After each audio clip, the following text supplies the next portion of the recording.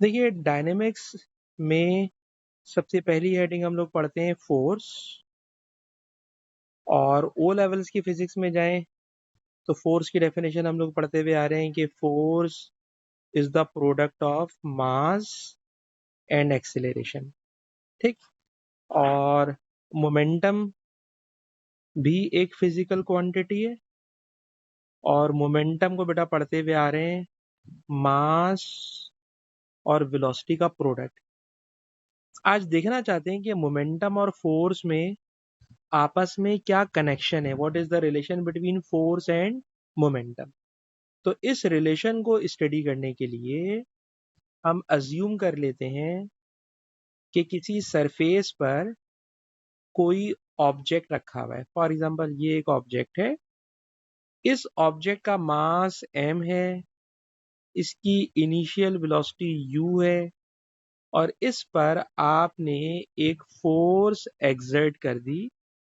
तो बताइए बेटा, जब फोर्स लगाएंगे तो फोर्स एक्सर्ट करने से मास में तो कोई फर्क नहीं आ सकता, लेकिन सर इसकी वेलोसिटी u से बदलकर v हो जाएगी, इसकी वेलोसिटी चेंज हो जाएगी, और वेलोसिटी चेंज होने में यकीनन कुछ ना कुछ टाइम भी लगेगा। तो आप जानते हैं किसी ऑब्जेक्ट पे फोर्स लगे और उसकी वेलोसिटी चेंज हो जाए तो इट इज कॉल्ड एक्सेलरेशन। तो फोर्स ने एक्सेलरेशन प्रोड्यूस कर दिया, इसीलिए हम लोग लिखते हैं F equal to m a. लेकिन एक्सेलरेशन का फॉर्मूला होता है final velocity minus initial velocity divided by time. ये हमारे पास एक्सेलरेशन का फॉर्मूला है। अब बेटा अगर इस फॉर्मूले में मैं ब्रैकेट खोल दूं तो ये बन जाएगा M V final momentum minus M U initial momentum divided by time. तो mass into velocity it is called momentum, mass into velocity it is called momentum. Momentum को पी से डिनोट करते हैं। फाइनल वेलोसिटी है तो sir ये final momentum है। Sir अगर इनिशियल वेलोसिटी से मास मल्टीप्लाई हो रहा है तो ये इनिशियल मोमेंटम है, और अगर दोनों क्वांटिटीज माइनस हो रही हैं तो सर माइनस का मतलब है it is change in momentum. Change को डेल्टा से डिनोट करते हैं। तो पूरी बात ये बनी कि जब किसी ऑब्जेक्ट पर फोर्स एक्सर्ट करते हैं तो फोर्स से ओ लेवल्स में पढ़ाते थे एक्सेलरेशन प्रोड्यूस होता है। ठीक है, एक्सेलरेशन प्रोड्यूस होता है। लेकिन अगर एएस की फिजिक्स में आपसे पूछें कि डिफाइन फोर्स, या आपसे बोले state second law of motion, तो बेटा अब आपको ये लिखना पड़ेगा क्या, द रेट ऑफ, टाइम से डिवाइड करना rate, the rate of change of momentum equals to applied force. ठीक है जनाब, फोर्स की भी डेफिनेशन है, सेकंड लॉ ऑफ मोशन की भी स्टेटमेंट है, और यही आपको लिखना पड़ेगी एएस की फिजिक्स में कि सर जब किसी ऑब्जेक्ट के ऊपर फोर्स लगती है तो उसका मोमेंटम चेंज हो जाता है, and force equal to rate of change of momentum. ठीक है जनाब। अच्छा, ये तो बहुत बेसिक इसकी स्टेटमेंट हो गई, और आज की क्लास में हम जितने भी क्वेश्चन करेंगे सारे क्वेश्चन में इन्हीं बातों को लेके चलेंगे कि पहली बात हमें ये पता होना चाहिए फोर्स है rate of change of momentum. ठीक है बेटा, आज की क्लास का ये पहला फॉर्मूला है। ठीक, फॉर्मूला नंबर 1 हो गया। फॉर्मूला नंबर 2 जरा देखिए इस चैप्टर में क्या आने वाला है।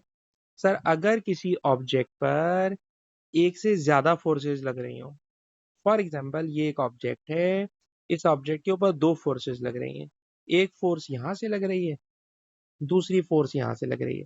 कह रहे हैं अगर ये दोनों फोर्सेस सेम डायरेक्शन में हो तो दोनों को प्लस कर लेते हैं, लेकिन अगर दोनों अपोजिट डायरेक्शन में हो तो नेट फोर्स निकालने के लिए माइनस करते हैं। अब माइनस में ये समझ में नहीं आता कि पहले F1 लिखें या F2 लिखें। तो याद रखिएगा अगर ऑब्जेक्ट इस डायरेक्शन में मूव कर रहा है तो जिस डायरेक्शन में मूव कर रहा होगा वो वाली फोर्स ग्रेटर फोर्स होगी। तो ये बन जाएगा F2 माइनस F1। तो हमेशा बेटा ग्रेटर फोर्स में से स्मॉलर फोर्स को क्या कर देंगे, माइनस कर देंगे। अच्छा, पेपर में जब सवाल आएगा वो इतना सिंपल भी नहीं आएगा। वो पेपर में क्या करते हैं तो जरा देखिएगा, अभी आपको जो मैं क्वेश्चन कराने जा रहा हूँ उन क्वेश्चन में कुछ ऐसा होने वाला है कि कोई इनक्लाइन प्लेन होगा, यानी ये जमीन है बेटा, ये जमीन है, इस जमीन के साथ कोई सरफेस एंगल बना रही है, तो it is called incline plane. इस इंक्लाइन प्लेन पर कोई ऑब्जेक्ट रखा हुआ होगा, तो आपसे कहेंगे इस ऑब्जेक्ट का वेट एक्ट कर रहा है डाउनवर्ड। जाहिर सी बात है, हर ऑब्जेक्ट का वेट डाउनवर्ड एक्ट कर रहा होता है। कहते हैं अगर मैं इस इंक्लाइन प्लेन के पैरेलल एक्स एक्सिस बना दूं, देखिए ये मैंने एक्स एक्सिस बना दी, और इसी के ऊपर परपेंडिकुलर बेटा वाई एक्सिस बना दूं, तो याद रखिएगा इंक्लाइन प्लेन में जितना एंगल ग्राउंड के साथ प्लेन बना रही होती है ना, उतना ही एंगल बेटा यहाँ पर आ जाता है। ये वाला एंगल जिसको मैंने वर्टिकल एक्सिस कहा है, जिसको मैंने वाई एक्सिस कहा है, तो वाई एक्सिस के साथ भी उतना ही एंगल आ जाता है जितना एंगल इंक्लाइन प्लेन ग्राउंड के साथ बना रही है। ग्राउंड के साथ एंगल थीटा है, तो वाई एक्सिस के साथ भी वेट का एंगल थीटा होगा। वो ट्राइंगल को हम प्रूफ करा देते हैं, ये इसके बराबर है, ये इसके बराबर है, तो अभी उस चक्कर में आप ना जाए। आप सिर्फ इस बात को थोड़ा याद कीजिए, क्वेश्चंस को सॉल्व करने के लिए लेके जाना चाह रहा हूँ कि इंक्लाइन प्लेन पे जब कोई ऑब्जेक्ट रखा हुआ होगा तो उसका वेट mg होगा। इस वेट mg वेक्टर क्वांटिटी है, इसके दो कंपोनेंट होंगे। सर इसका एक कंपोनेंट एक्स एक्सिस पर आएगा और इसका एक कंपोनेंट वाई एक्सिस पर आएगा, तो इसका एक्स कंपोनेंट होगा mg sin थीटा और इसका बेटा वाई कंपोनेंट होगा mg cos थीटा। जब कोई वेक्टर वाई एक्सिस के साथ एंगल बनाता है तो फॉर्मूले उल्टे हो जाते हैं। फॉर्मूले उल्टे होने का मतलब हम बच्चों को याद कराते हैं कि एक्स एक्सिस के ऊपर cos थीटा लिखना चाहिए, पर आप देखिए मैंने sin थीटा लिखा है। हम बच्चों को याद कराते हैं वाई एक्सिस के ऊपर साइन थीटा आता है, पर आप देखिए मैं यहाँ पे कॉस थीटा लिख रहा हूँ। ये सब कुछ उल्टा क्यों कर रहा हूँ? क्योंकि सर इस क्वेश्चन में जो वेक्टर एंगल बना रहा है वो वाई एक्सिस के साथ एंगल बना रहा है। तो याद रखिएगा अगर कोई वेक्टर वाई एक्सिस के साथ एंगल बनाए तो एक्स एक्सिस के ऊपर साइन थीटा आएगा और वाई एक्सिस के ऊपर वेक्टर का कॉस थीटा आएगा। तो बेटा बात क्या बनी? अभी जरा इस बात को याद कीजिएगा। सर इस ऑब्जेक्ट का वेट mg है, mg के दो कंपोनेंट है, एक mg sin थीटा और एक mg cos थीटा। कहते हैं इस mg cos थीटा को, ये जो नीचे की तरफ एक्ट कर रहा है, इस mg cos थीटा को ये इंक्लाइन प्लेन ऊपर की तरफ एक रिएक्शन फोर्स दे देता है और उस रिएक्शन फोर्स से mg cos theta cancel out हो जाता है।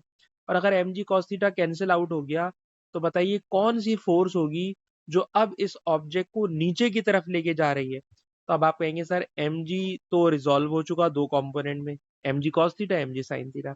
mg cos थीटा रिएक्शन से कैंसिल आउट हो गया तो बाकी बचा only mg sin theta. mg sin theta इसको नीचे की तरफ ले जाने की कोशिश करेगी, लेकिन जब ये नीचे की तरफ स्लाइड करता हुआ जा रहा होगा ऑब्जेक्ट, तो याद रखिएगा इस कांटेक्ट पॉइंट पर ना एक अपोजिंग फोर्स पैदा हो जाएगी और उस अपोजिंग फोर्स का नाम होगा फोर्स ऑफ फ्रिक्शन। इस अपोजिंग फोर्स का नाम होगा फोर्स ऑफ फ्रिक्शन। तो आप देखिए फ्रिक्शन इसे ऊपर की तरफ रोक रही है। फ्रिक्शन हमेशा opposite to the direction of motion होती है ना बेटा, तो फ्रिक्शन इसको ऊपर की तरफ रोक रही है, mg sin थीटा इसको नीचे की तरफ खींच रही है। सिखाना क्या चाह रहा था? अगर दो फोर्सेस अपोजिट डायरेक्शन में हो तो नेट फोर्स निकालने के लिए माइनस करते हैं। तो ये वाली बात पढ़ाने के लिए मैं इंक्लाइन प्लेन में लेकर आ गया। तो बेटा ये बताइए कि इस वक्त mg sin थीटा वाली फोर्स एक्ट कर रही है डाउनवर्ड, फ्रिक्शन वाली फोर्स एक्ट कर रही है अपवर्ड। अगर इन दोनों फोर्सेस का मैं पूछूं नेट रिजल्ट बताइए, तो नेट फोर्स कितनी होगी? तो सर ये दोनों फोर्सेस अपोजिट डायरेक्शन में, अगर अपोजिट डायरेक्शन में है तो mg sin थीटा में से फ्रिक्शन को माइनस करना पड़ेगा, ठीक। और याद रखिएगा नेट फोर्स होती है हमेशा ma, नेट फोर्स होती है बेटा हमेशा ma।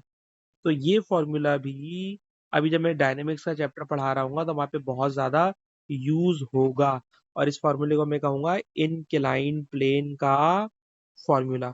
इनक्लाइन प्लेन पर जब कोई ऑब्जेक्ट प्लेस करते हो तो इनक्लाइन प्लेन पर उस ऑब्जेक्ट का वेट डाउनवर्ड एक्ट करता है, वेट होता है mg। इस mg के दो कंपोनेंट हो जाते हैं, एक कंपोनेंट होता है mg sin थीटा, एक कंपोनेंट होता है mg cos थीटा।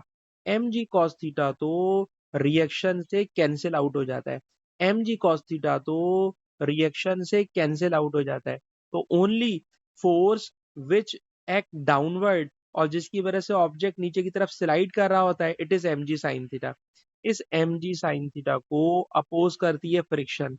अगर दो फोर्सेस अपोजिट डायरेक्शन में हो तो माइनस करके रिजल्टेंट फोर्स निकालते हैं, और ये रिजल्टेंट फोर्स का फॉर्मूला है जो कि मैं आज की क्लास में यूज कराऊंगा। ठीक है जी।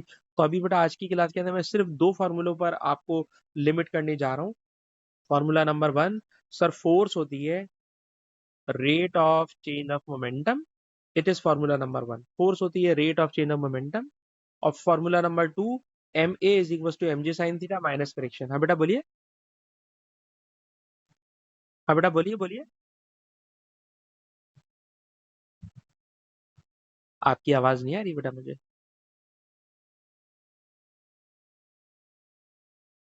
ठीक है बेटा ठीक। अच्छा, फिर एक और छोटा सा फॉर्मूला है जो हम ओ लेवल से पढ़ते हुए आ रहे हैं। डेंसिटी होती है बेटा मास पर यूनिट वॉल्यूम, और डेंसिटी को रॉ के सिंबल से डिनोट करते हैं। वॉल्यूम डिवाइड है, वॉल्यूम वाला के मल्टीप्लाई हो जाएगा। तो याद रखिएगा मास बराबर होता है डेंसिटी इंटू वॉल्यूम। तो आज अभी जो सवाल कराने जा रहा हूँ उसके लिए फॉर्मूला शीट तैयार कर रहा हूँ मैं। तो डेंसिटी अगर पता हो तो डेंसिटी को वॉल्यूम से मल्टीप्लाई कर देंगे, तो it is equal to mass. और अगर कोई ऑब्जेक्ट सिलेंड्रिकल शेप में हो, अगर कोई ऑब्जेक्ट सिलेंड्रिकल शेप में हो, तो सिलेंड्रिकल शेप का जो वॉल्यूम होता है सर, वो वॉल्यूम बराबर होता है area of base into length. Length को या हाइट को अगर एरिया ऑफ बेस से मल्टीप्लाई कर दें तो ये बन जाता है सिलेंडर का वॉल्यूम। तो ये भी अभी वाले फॉर्मूले में या क्वेश्चन में मैं ये फॉर्मूला यूज करूंगा। ठीक। तो बेटा मैंने ये 3-4 फार्मूले आपको करा दिए, और अब इन 3-4 फार्मूलों को कराकर बेटा मैं आपको पास पेपर के किसी क्वेश्चन में ले जाना चाहूंगा। तो आइए पास पेपर के क्वेश्चन में चलते हैं। आपके पास रीड एंड राइट वाली बुक आपने यकीनन खुली हुई होगी, और उस बुक में डायनेमिक्स का बेटा यूनिट नंबर 4 आज हम करना चाह रहे हैं। और डायनेमिक्स के यूनिट नंबर 4 में कोलिशन के सवाल नहीं करा रहा। आप देखिए मैं यहाँ से आपको स्टार्ट करने जा रहा हूँ, जरा इस क्वेश्चन को खोलिएगा। क्वेश्चन नंबर 2, अक्टूबर नवंबर 2018, अक्टूबर नवंबर 2018। ठीक है जनाब। इसके अंदर जो पहला पार्ट है उस पहले पार्ट को भी मैं पूरा प्रॉपर्ली सॉल्व करना चाहूंगा। तो जरा देखिए, फर्स्ट पार्ट ये है कि what is the principal of conservation of momentum. Conservation of momentum क्या है, तो जरा सुनिएगा। कंजर्वेशन ऑफ मोमेंटम बेटा ये है कि अगर किसी जगह दो ऑब्जेक्ट एक दूसरे से टकरा रहे हो, ठीक है। फॉर एग्जाम्पल बेटा ये दो बॉल्स हैं, इन दो बॉल्स में ये जो पहली बॉल है इसका मास m1 है, जो दूसरी बॉल है उसका मास m2 है। ये स्लो मूव कर रही है, ये फास्ट मूव कर रही है, और इस ऑब्जेक्ट नंबर 1 ने तेजी से आकर ऑब्जेक्ट नंबर 2 को हिट कर दिया। बताइए बेटा ये जैसे ही इसको हिट करेगी तो हिट करने पे जाहिर सी बात है कि मासेस में तो कोई चेंज नहीं आएगा, मास में तो बेटा कोई फर्क नहीं आएगा। मास m1 वैसी रहेगा, मास m2 ऐसी रहेगा। लेकिन आप देखना जो स्लो था ना वो फास्ट हो जाएगा। ठीक। फॉर एग्जाम्पल मैं इसको लिख रहा हूँ, ये स्लो था, और फॉर एग्जाम्पल मैं लिख रहा हूँ ये फास्ट था, इसने पीछे से आके हिट किया। तो आप देख लेना जो स्लो था ना वो फास्ट हो जाएगा, और जाहिर सी बात है टकराने के बाद जो फास्ट आ रहा था वो टकरा कर उसकी एनर्जी लूज हो गई, तो सर वो जो है स्लो हो जाएगा। खैर स्लो और फास्ट तो समझाने के लिए लिख रहा हूँ, काम की बात क्या है। सर जब दो ऑब्जेक्ट एक दूसरे से टकराते हैं तो टकराने से पहले का टोटल मोमेंटम, ठीक है जनाब, ये डायग्राम टकराने से पहले की है, तो total momentum before collision equals to total momentum after collision. तो ये स्टेटमेंट है कि जब दो ऑब्जेक्ट एक दूसरे से टकराते हैं तो टकराने से पहले और टकराने के बाद उनका टोटल मोमेंटम कंजर्व रहता है। इस बात को मैं लिख रहा हूं, total momentum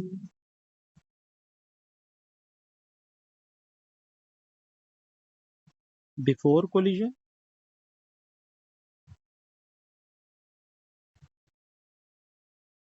equals to total momentum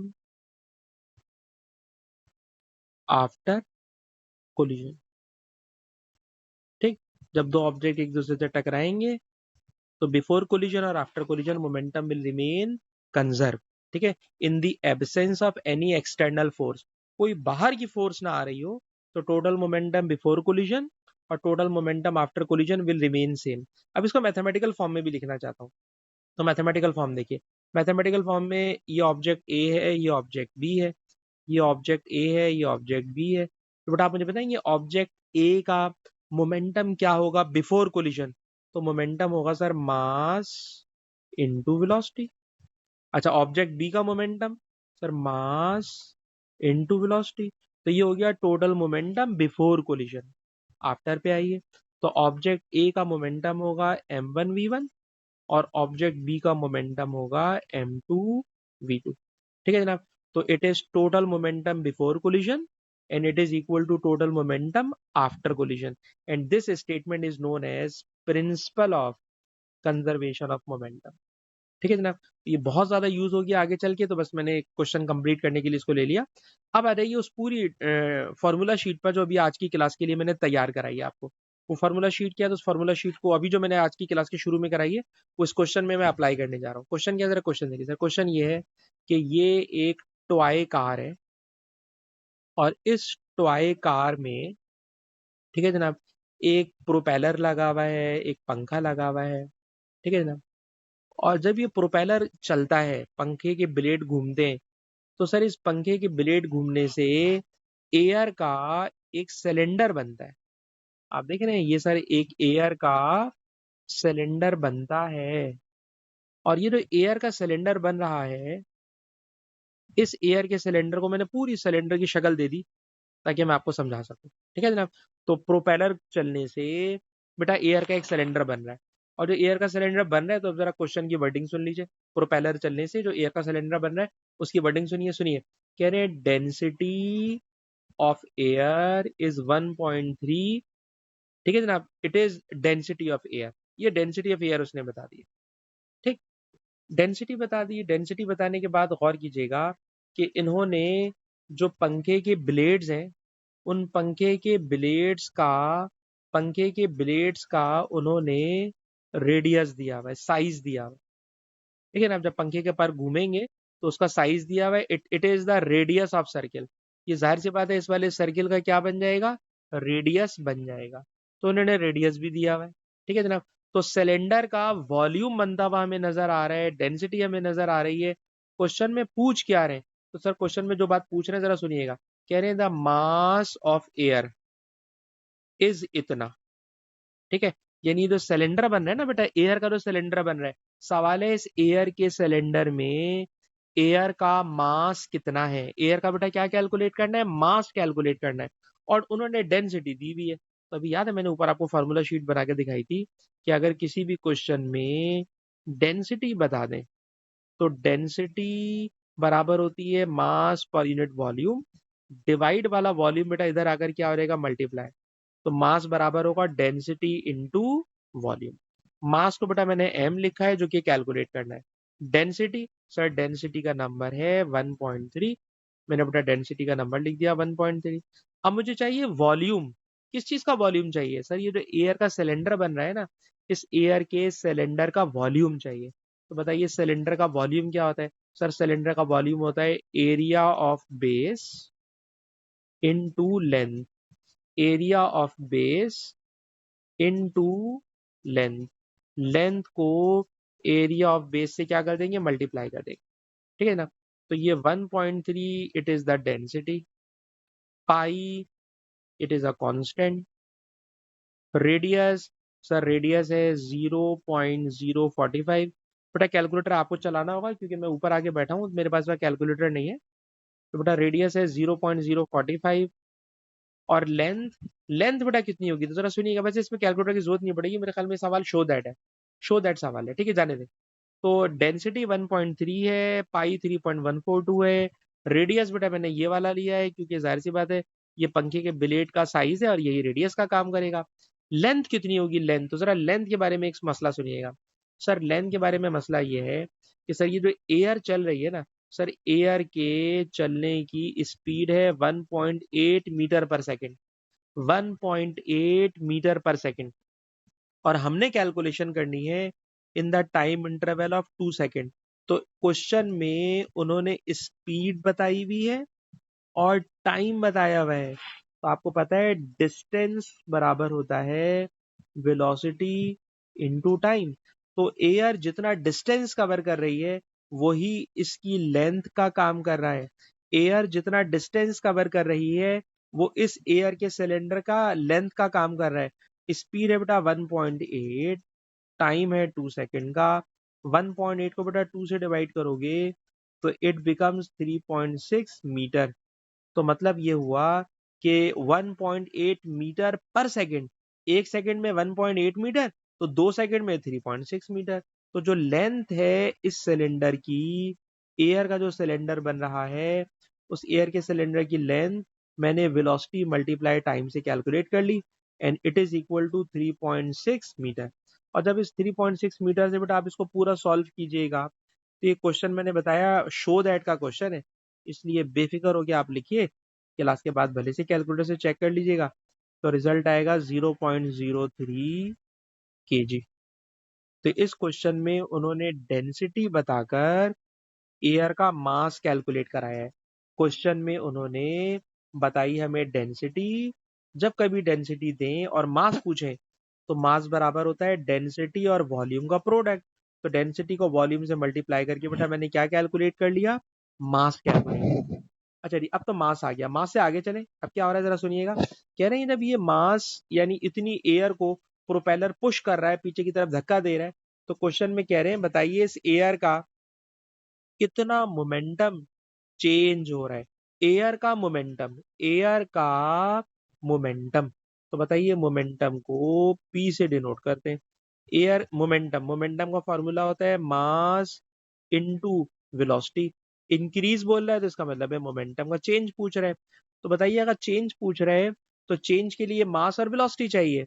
तो मास अभी अभी आपने कैलकुलेट किया है, मास है एयर का 0.030, it is the mass of air.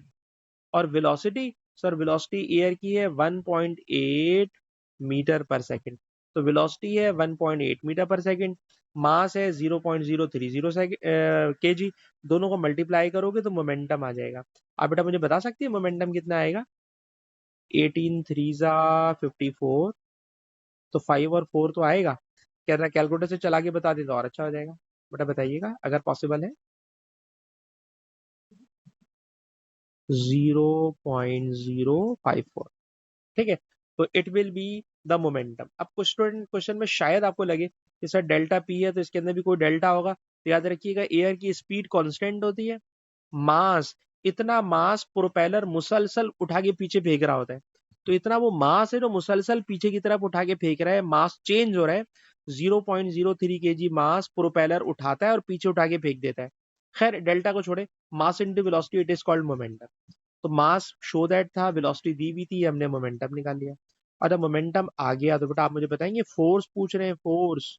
तो आज की क्लास के अंदर मैंने पहला फॉर्मूला बेटा आपको ये पढ़ाया था कि फोर्स होती है rate of change of momentum.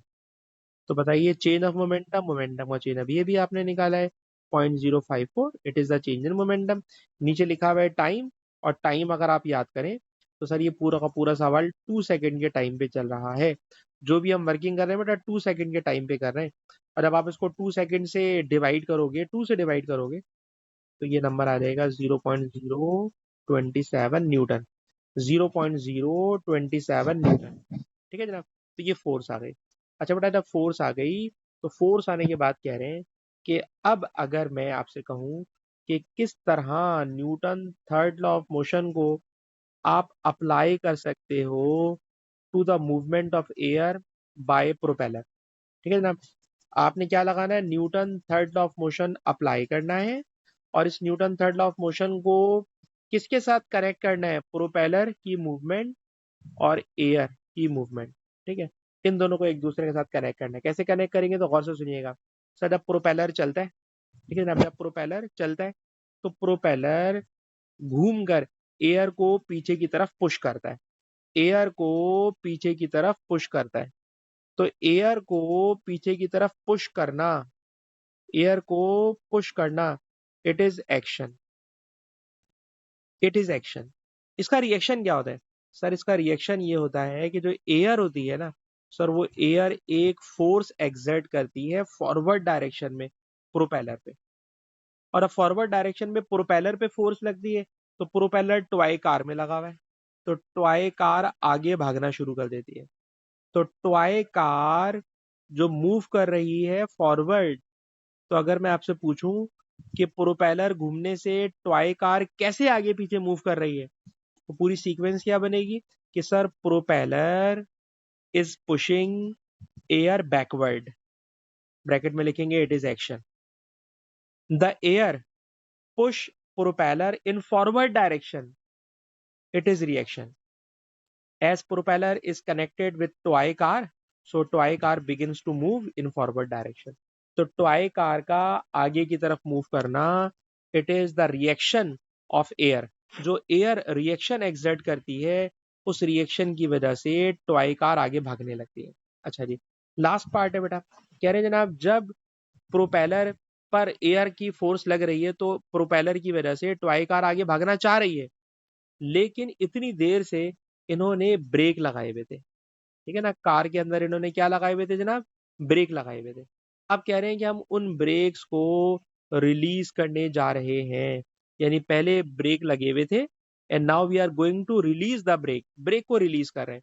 बताइए बेटा, जैसे ही ब्रेक हटाओगे तो ब्रेक हटाते ही जो टॉय कार है वो आगे की तरफ भागेगी, टॉय कार आगे की तरफ भागेगी। कह रहे हैं टॉय कार का मास इतना है, टॉय कार के आगे भागने का एक्सेलरेशन इतना है। सवाल है बताइए टॉय कार को रोकने वाली फ्रिक्शन कितनी होगी, टॉय कार को रोकने वाली फ्रिक्शन कितनी होगी। तो जरा इस पूरी बात को समझिएगा, बट आप मुझे बताएंगे कौन सी फोर्स है जो टॉय कार को आगे भगा रही है। तो आप कहेंगे सर ये जो एयर है ना, एयर, अभी हमने इतनी देर इतनी मेहनत से जो फोर्स कैलकुलेट की है, actually this force is exerted by air. ये प्रोपेलर एयर को पीछे धक्का दे रहा है इतनी फोर्स से, लिखा है ना, मास ऑफ एयर, सारी की सारी बात प्रोपेलर और एयर की चल रही है इतनी देर से, तो प्रोपेलर एयर को धक्का दे रहा है इतनी फोर्स से, तो इट इज एक्शन। इस एक्शन का रिएक्शन टॉय कार को आगे भगाएगा। तो इसका मतलब ये हुआ कि ये वाली फोर्स वो फोर्स है 0.027, 0.027, ये वो फोर्स है जो टॉय कार को आगे भगाने की कोशिश करेगी। It is the forward force, ये आगे भगाने की कोशिश करेगी जो हवा की वजह से इतनी फोर्स आ रही है। पर कौन सी फोर्स होगी जो उसको रोकने की कोशिश करेगी, तो सर जमीन पर क्या मिलेगी बेटा, फ्रिक्शन, फ्रिक्शन इसको रोकने की कोशिश करेगी। और क्वेश्चन है कैलकुलेट फ्रिक्शन, फ्रिक्शन कैलकुलेट करना है। अच्छा, मेरी आदत है मैं फ्रिक्शन को स्मॉल एफ से डिनोट करता हूँ, तो इसलिए मैं फ्रिक्शन को स्मॉल एफ से डिनोट करूंगा, और फॉरवर्ड फोर्स 0.027 वाली है। तो पूरी बात ये बनी जो मैं यहाँ पे यूं बनाना चाह रहा हूँ कि फॉर एग्जाम्पल ये टॉय कार है, इस टॉय कार पे बेटा कितनी फोर्सेस लग रही हैं, सर एक फोर्स लग रही है 0.027 न्यूटन की।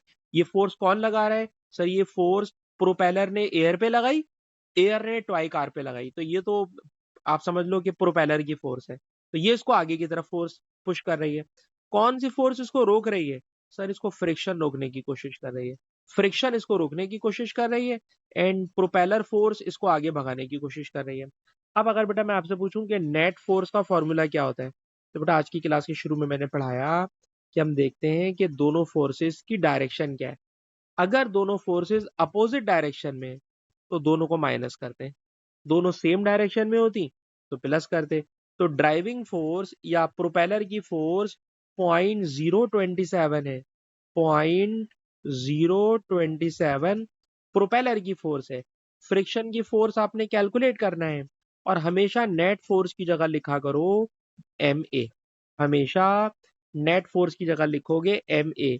एम का मतलब मास, तो बताइए कार का बेटा मास कितना है, तो सर कार का मास है 0.20 kg, it is the mass of car.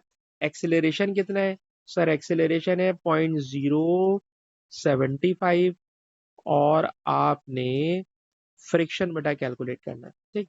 तो फ्रिक्शन माइनस है, इसको लेफ्ट साइड के ऊपर लेकर आ जाओ, फ्रिक्शन को बेटा इधर लेकर आ जाओ, और ये वाला जो नंबर है एम ए वाला, इसको इधर लेकर आ जाओ, ठीक। तो कैलकुलेटर से, क्योंकि मेरे पास अभी कैलकुलेटर नहीं है इसलिए मैं इसको कंप्लीटली सॉल्व नहीं कर रहा, ठीक, मैंने इक्वेशन बना के दे दी है कि you have to calculate friction, it is the force applied by propeller, और ये आपने एम ए वाली फोर्स माइनस की है तो आपको फ्रिक्शन वाली फोर्स मिल जाएगी, तो वो आप कैलकुलेटर से सॉल्व कर लोगे। ठीक है जी। अच्छा बेटा, जैसा मैंने क्वेश्चन नंबर 2 अभी आपको पूरा सॉल्व कराया है, बिल्कुल क्वेश्चन नंबर 2 जैसा क्वेश्चन नंबर 4 है। क्वेश्चन नंबर 4 और क्वेश्चन नंबर 2 बिल्कुल एक जैसा है। ठीक है जनाब, डायग्राम से डिफरेंट है, कैलकुलेशन सेम है। इसमें क्या होने वाला है, मैं सॉल्व नहीं करा रहा, सिर्फ थोड़ा सा गाइड। हाँ बेटा बोलिए।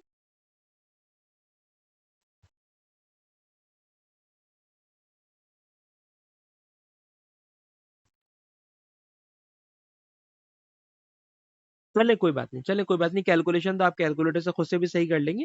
जो मेन कॉन्सेप्ट है, कॉन्सेप्ट आपको सही समझ में आ गया। कैलकुलेशन में अगर मैंने ऊपर वाले सवाल में कोई नंबर गलत भी लिखा है तो जाने दे, आप उसको अपने।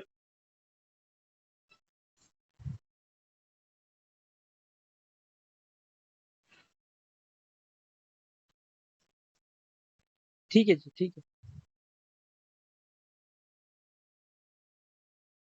ठीक है बेटा।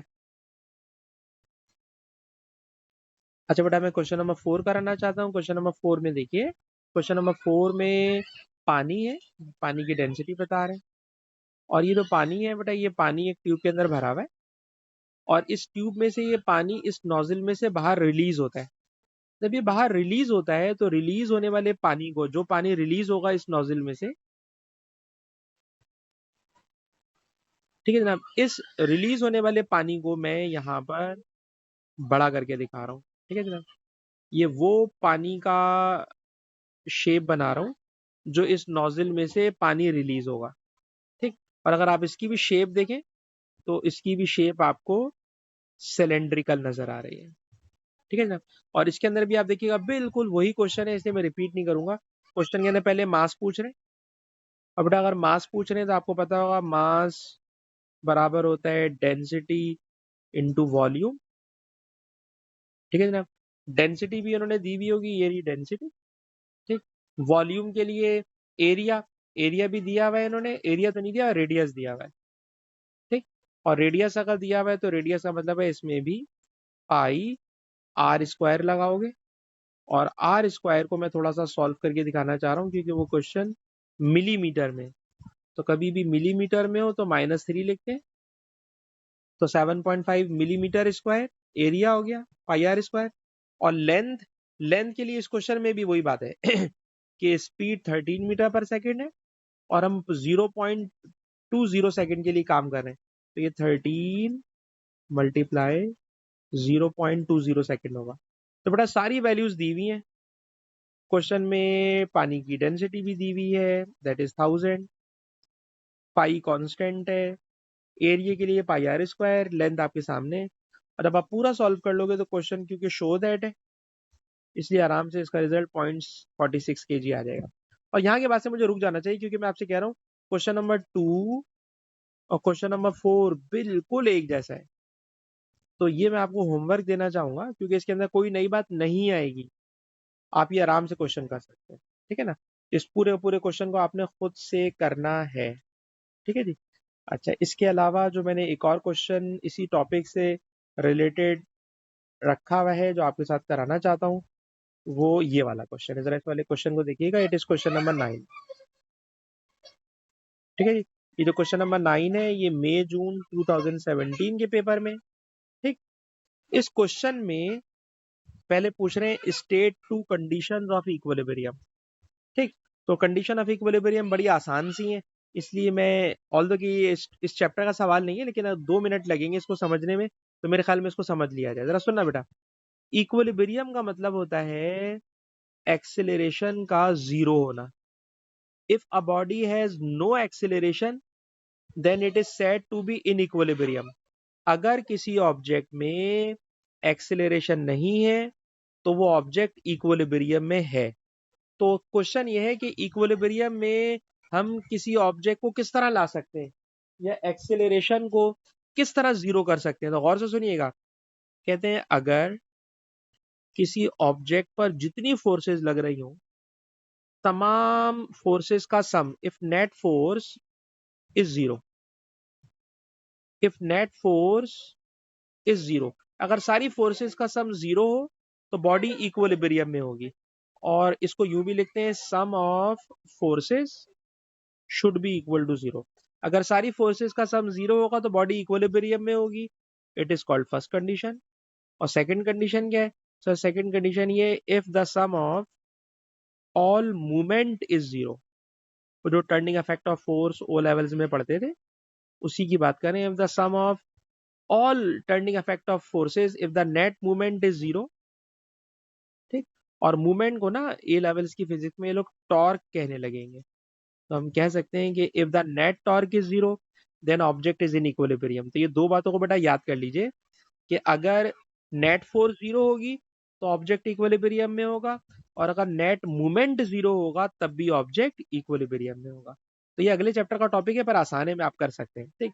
अब आ जाइए असली सवाल पे जो हमारे इस चैप्टर से रिलेटेड है। इस क्वेश्चन में क्या हो रहा है? तो इस क्वेश्चन के अंदर पहली बात तो ये कि काफी सारी बातें ये आपको काइनेमेटिक्स वाले टॉपिक की लेके जाएंगे। तो काइनेमेटिक्स मेरे ख्याल में आपको अच्छी तरह से आना चाहिए। ये वेलोसिटी का ग्राफ दिया हुआ है बेटा, ये वेलोसिटी का ग्राफ दिया हुआ है। और अब देखिए वेलोसिटी पहले तो कांस्टेंट वेलोसिटी चल रही है और फिर वेलोसिटी बढ़ना शुरू हो गई है। ठीक है जनाब, पहले वेलोसिटी कांस्टेंट है और फिर वेलोसिटी बढ़ना शुरू हो गई है। ठीक है, पहले कांस्टेंट वेलोसिटी है फिर वेलोसिटी बढ़ रही है। पूछ क्या रहे हैं? कह रहे हैं एक्सेलरेशन एट 5 सेकेंड। 5 सेकेंड के ऊपर एक्सेलरेशन कैलकुलेट करना है। 5 सेकेंड पर एक्सेलरेशन कैलकुलेट करना है। आपसे मैं पूछूंगा, आप मेरे बेटा मुझे बताएं 5 सेकेंड पे एक्सेलरेशन कैसे कैलकुलेट करेंगे?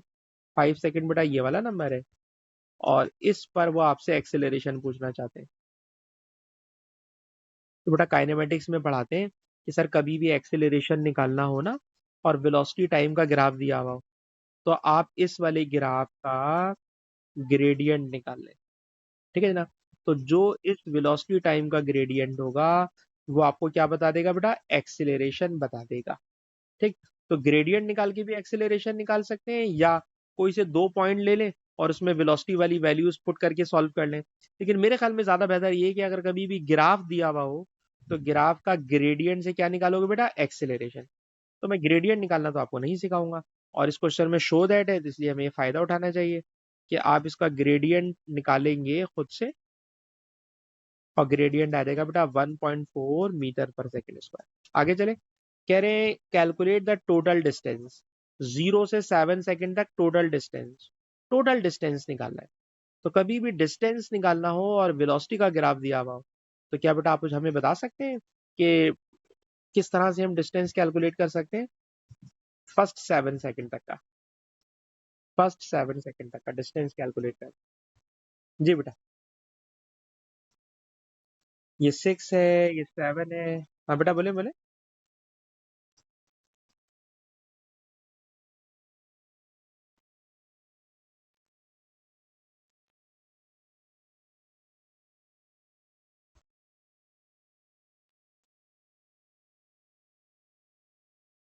बेटा देखिए कभी भी डिस्टेंस निकालना हो ना तो डिस्टेंस निकालने के लिए हम लोग निकालते हैं एरिया अंडर द कर्व।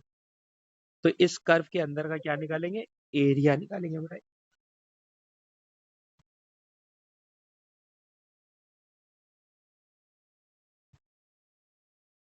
बिल्कुल आप सही कह रही है, बिल्कुल आप सही कह रही है। ठीक है जी। तो हमें इसका निकालना पड़ेगा एरिया ऑफ ट्रेपेजियम।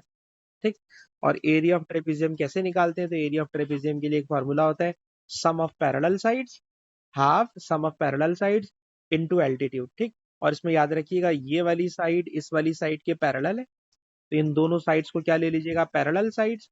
और पैरेलल साइड्स को एल्टीट्यूड से मल्टीप्लाई कर दीजिएगा।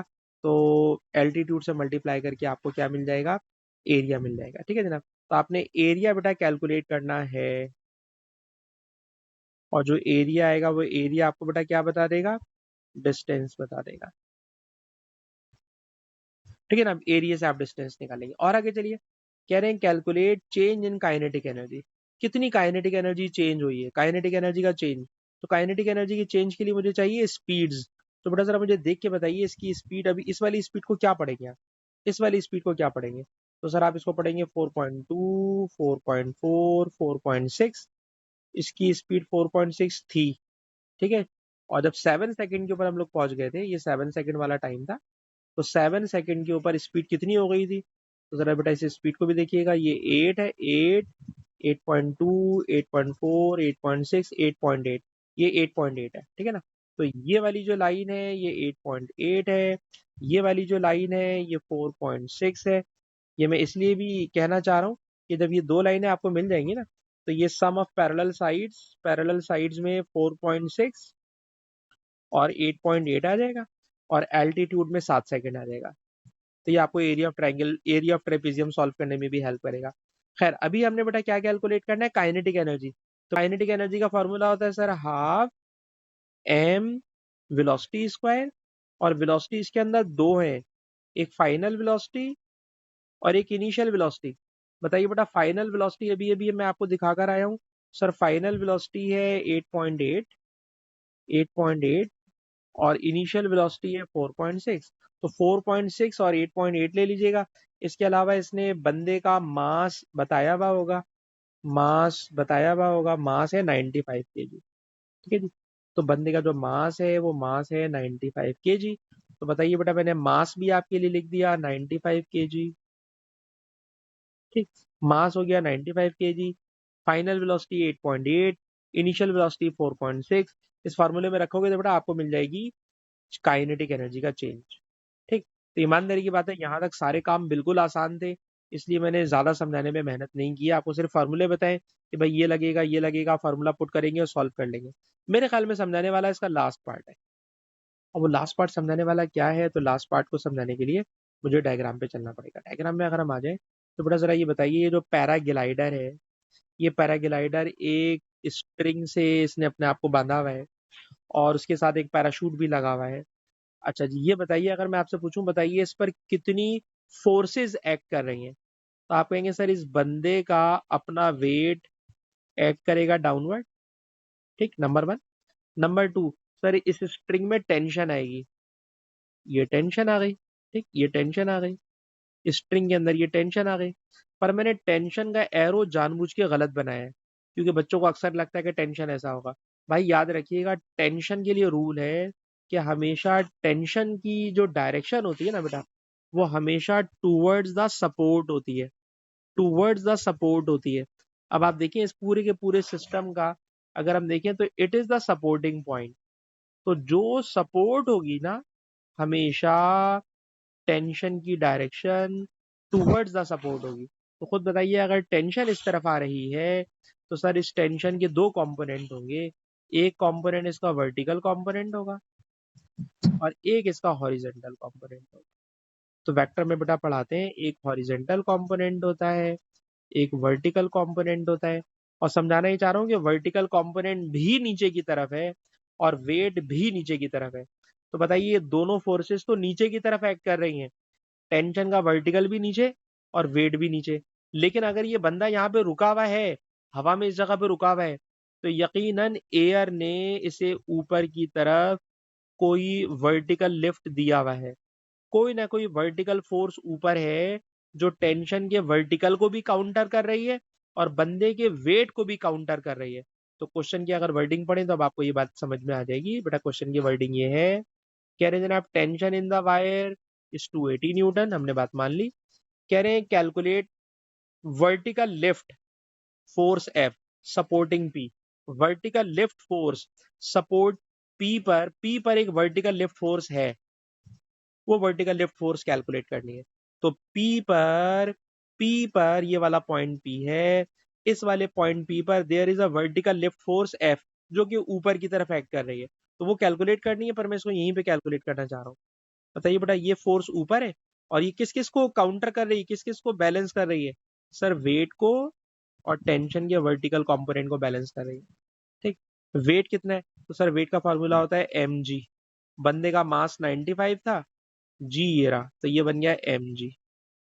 फिर लिखा हुआ है टेंशन का vertical component, sir vertical component का फॉर्मूला होता है T sine theta, T sine theta. अब आपको पता है कि टी की वैल्यू भी उसने दी हुई है, टी की वैल्यू भी उसने दी हुई है 280 न्यूटन है, ठीक है जनाब।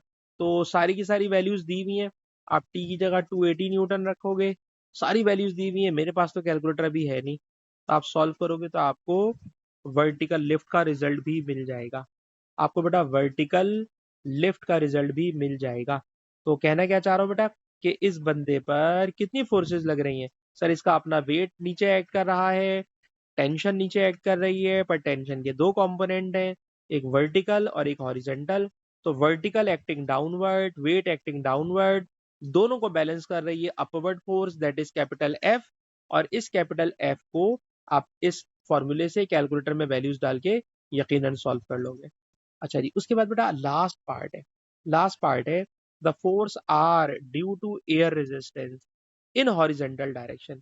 क्या मतलब? जब ये पैराग्लाइडर हवा में इस तरह से उड़ता हुआ जा रहा होगा, तो जिस तरह भी वर्टिकल फोर्स कैलकुलेट की है, कह रहे हैं इसी तरह एक हॉरिजेंटल फोर्स भी है।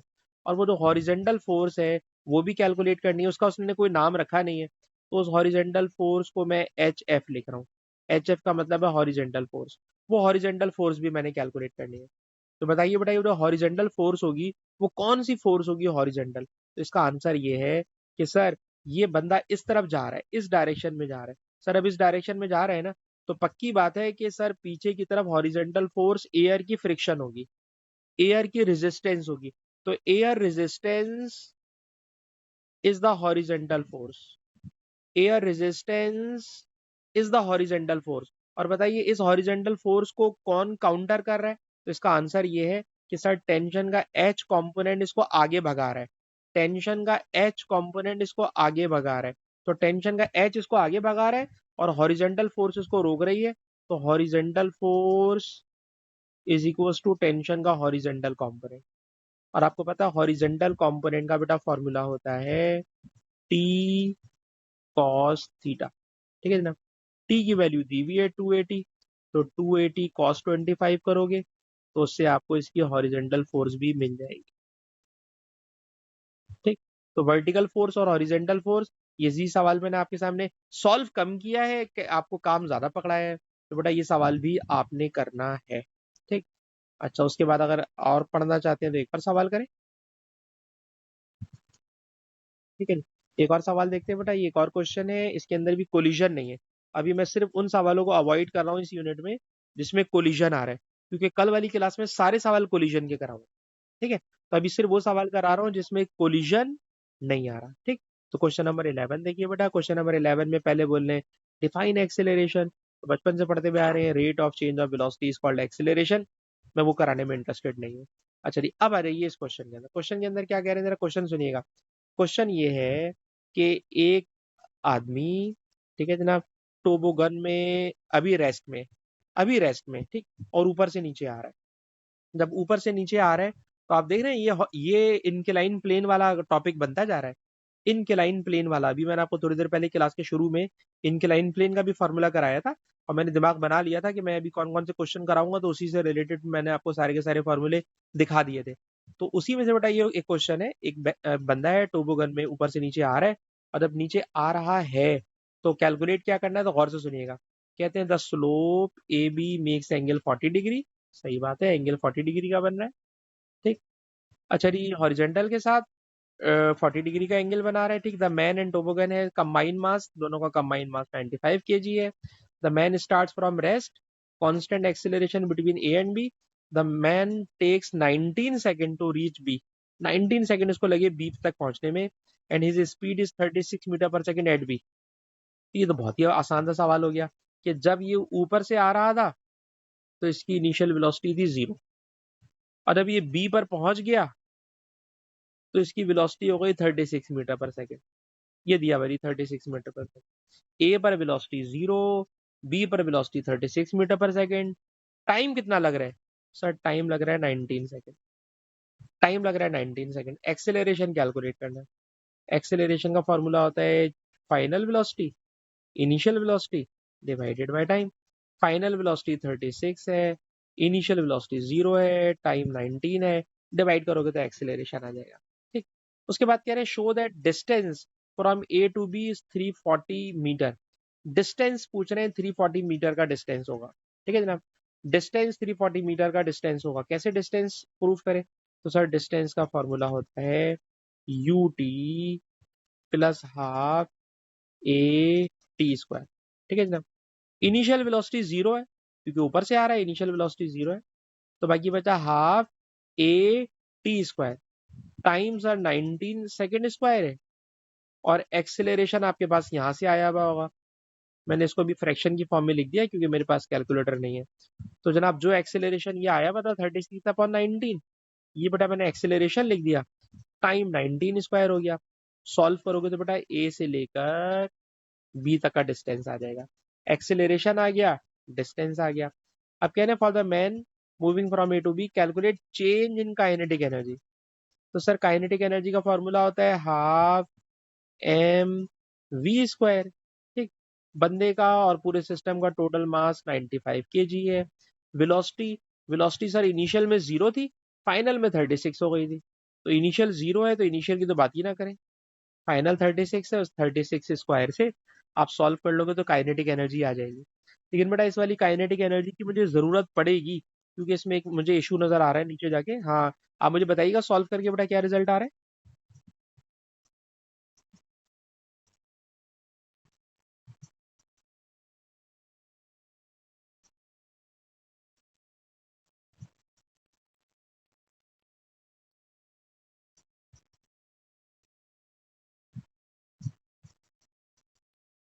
हाँ बेटा कैलकुलेटर से सॉल्व करके बताइए। हाँ बोलिए, दोबारा बोलिए, दोबारा बोलिए बेटा, दोबारा बोलिए। वन,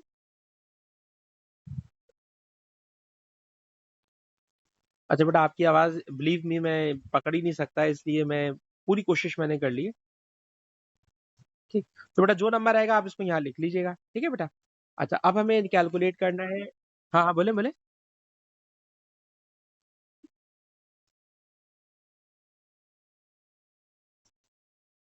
अच्छा चलेगा, मेरे ख्याल में मैंने सही नंबर लिखा है, 560। ठीक है जी, ठीक है जी, ठीक है।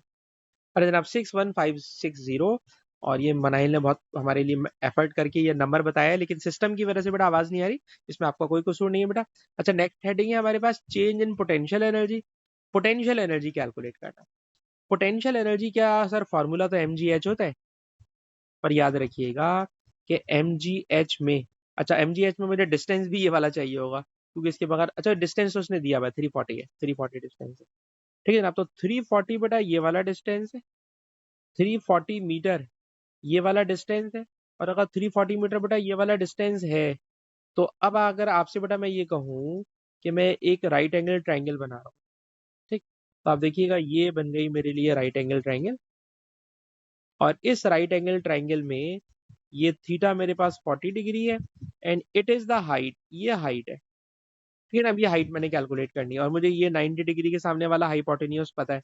तो सर फॉर्मूला लगेगा sine theta, sine theta is equals to opposite side divided by hypotenuse. और ये बटा 340 डिवाइड है, 340 माना कि मल्टीप्लाई हो जाएगा, तो ये बन जाएगा 340 साइन 40। ठीक है जी, तो ये हमें हाइट दे देगा। और अब हाइट आ जाए तो आपको निकालना है पोटेंशियल एनर्जी। तो सर पोटेंशियल एनर्जी होती है एम जी एच, ठीक है ना।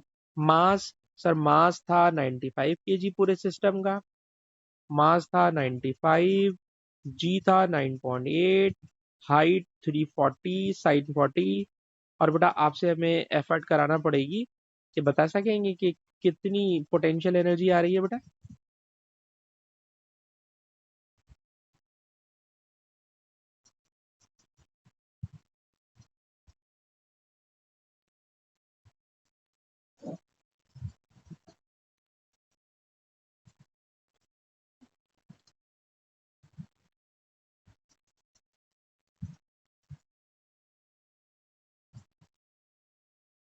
235858।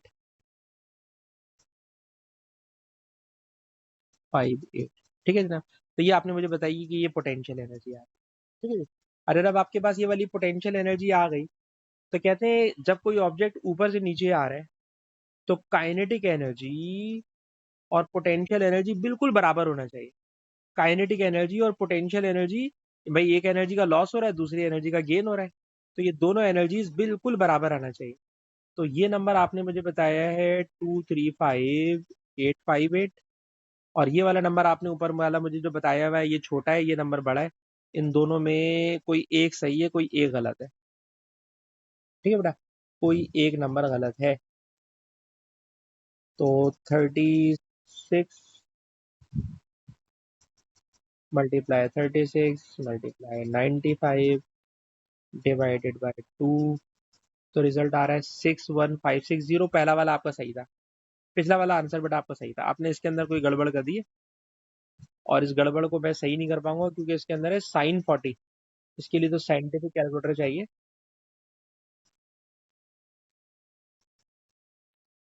अच्छा जनाब, ये है 95 into 9.8 into 340 into sine 40 and it is equal to, ये आ रहा है जनाब 203467।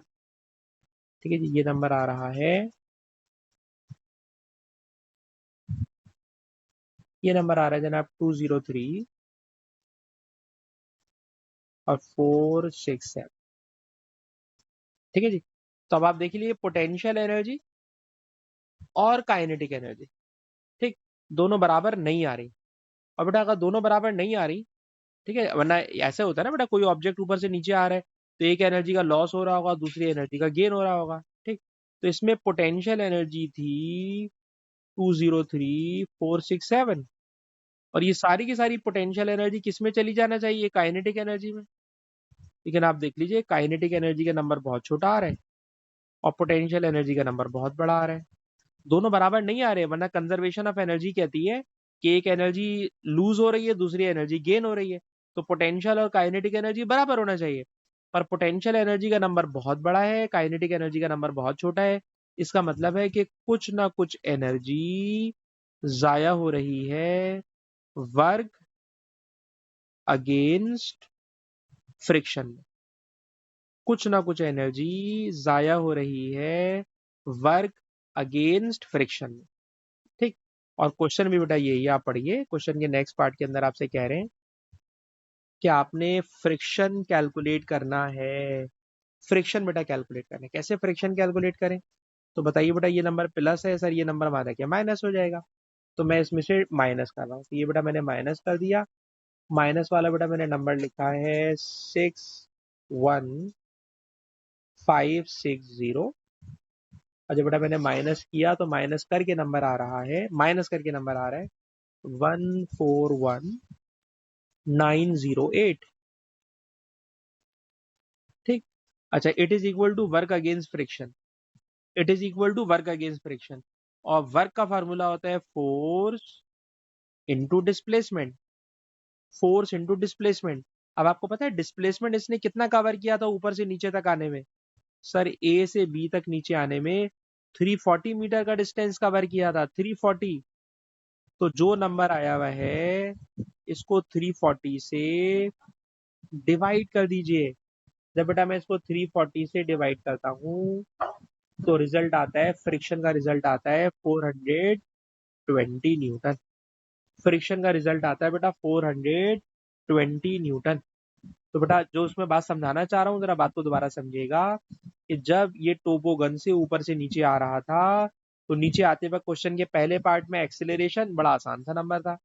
उसके बाद उसने पूछा डिस्टेंस, डिस्टेंस भी बड़ा आसान सा था। काइनेटिक एनर्जी निकाली, काइनेटिक एनर्जी का नंबर आया ये वाला। पोटेंशियल एनर्जी निकाली, नंबर आया ये वाला। कहते हैं अगर फ्रिक्शन नहीं होती, जरा सी भी फ्रिक्शन नहीं होती, तो काइनेटिक एनर्जी और पोटेंशियल एनर्जी दोनों नंबर बराबर आते। पर फ्रिक्शन है तो पोटेंशियल एनर्जी का नंबर बहुत बड़ा है, काइनेटिक एनर्जी का नंबर बहुत छोटा है। तो वो बाकी नंबर कहाँ चला गया? तो सर बाकी नंबर चला गया work against friction. Sir work का फार्मूला होता है force into distance, force friction की है, डिस्टेंस जो उसने ए से बी तक का डिस्टेंस कवर किया, एच मल्टीप्लाई एच वहां जाके डिवाइड हो जाएगा, तो रिजल्ट आ गया 420। और अब आ रही है क्वेश्चन के लास्ट पार्ट के ऊपर। लास्ट पार्ट बेटा ये है कि एक जो बंदा ऊपर से नीचे आ रहा था उसने पैराशूट खोल लिया। ठीक है, उसकी स्पीड बहुत ज्यादा हो गई तो अपने आप को कंट्रोल करने के लिए उसने पैराशूट खोल लिया। कहाँ पे? बी पे पैराशूट खोल लिया। जैसे ही उसने बी पे पैराशूट खोला तो there is constant deceleration of 3 metre पर सेकेंड स्क्वायर। ठीक है ना, 3 मीटर पर सेकेंड स्क्वायर का डिसेलेरेशन आ गया, 3 मीटर पर सेकेंड स्क्वायर का डिसेलेरेशन आ गया। कहां से कहां तक सर? बी से सी तक।